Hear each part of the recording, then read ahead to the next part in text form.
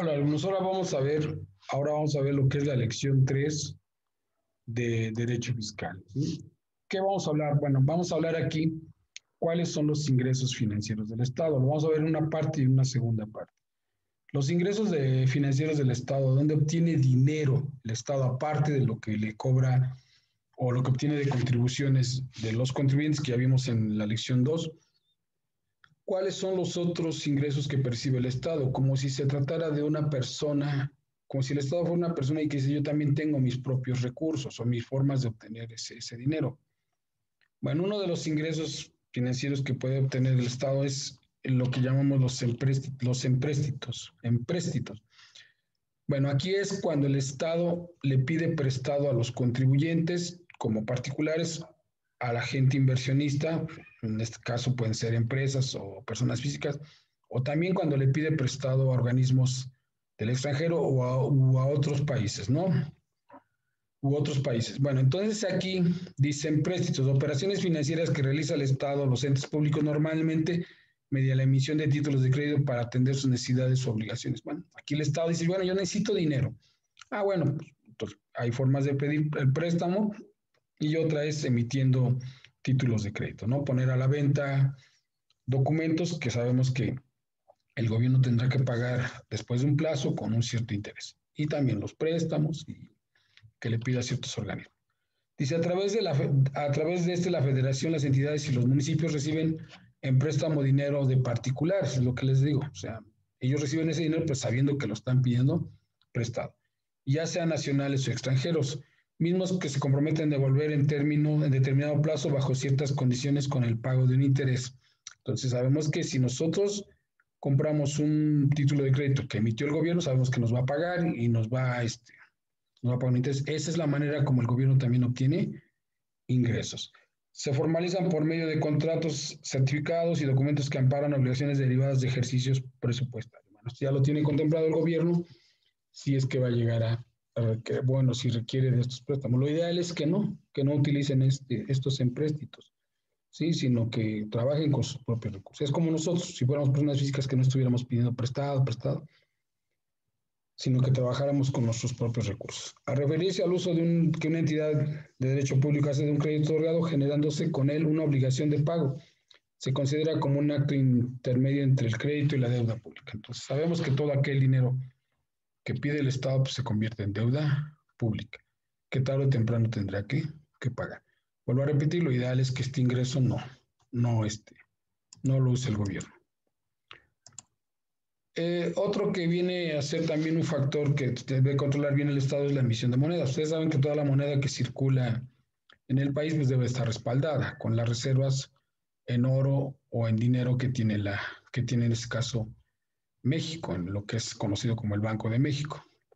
Dice una de las funciones del Banco de México es proveer al país de moneda nacional. Toda la moneda que circula, todos billetes, monedas, tiene un valor porque está respaldado por ese valor que acabo de mencionar, en las reservas que tiene el. Hay muchas veces puede ser hasta una reserva, un recurso natural, ¿sí? Como en el caso de México, que usa mucho el petróleo. Esa obligación implica una serie de tareas: fabricar billetes y ordenar la acuñación de moneda metálica, poner ambos en circulación, especificar las características de los billetes y acordar la propuesta de diseños de monedas, cambiar denominaciones o canjear los billetes y las monedas en mal estado, directamente o a través de los bancos comerciales. Bueno, esta es otra forma que quizá aquí también hay que tener cuidado, que el gobierno no haga mal uso de emitir monedas, sino si el gobierno emite más moneda de lo que está respaldada, entonces ahí es cuando se dan problemas de inflación, de exceso de circulante, que ahí es donde se incrementan los precios, porque nuestra moneda, al no tener el poder adquisitivo respaldado en este caso con las reservas, pues la moneda no va a tener el mismo valor. Entonces, aquí se supone que lo ideal es que el gobierno emita esa moneda amparado por las reservas contempladas. Esta también es otra forma de que el gobierno eh, se haga de recursos financieros. No es muy recomendable, sino simplemente poner en circulación la moneda que realmente está respaldada. Y muchas veces los gobiernos no lo hacen. Otro ingreso financiero, ya lo habíamos visto en el primer punto, en los empréstitos, pero aquí se llama emisión de bonos de deuda pública.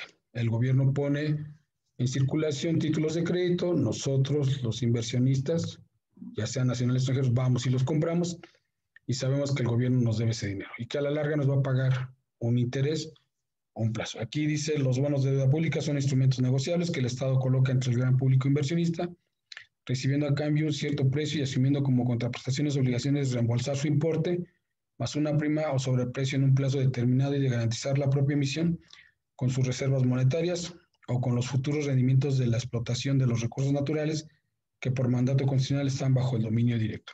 Es esto de que decimos, tú prestas y cuál es la garantía de que vas a pagar. Bueno, las reservas, o si por ahí podemos poner hasta en juego los recursos que genera el país, como el petróleo, las minas, bueno, los mares, ¿sí? Entonces habría que ver ahí.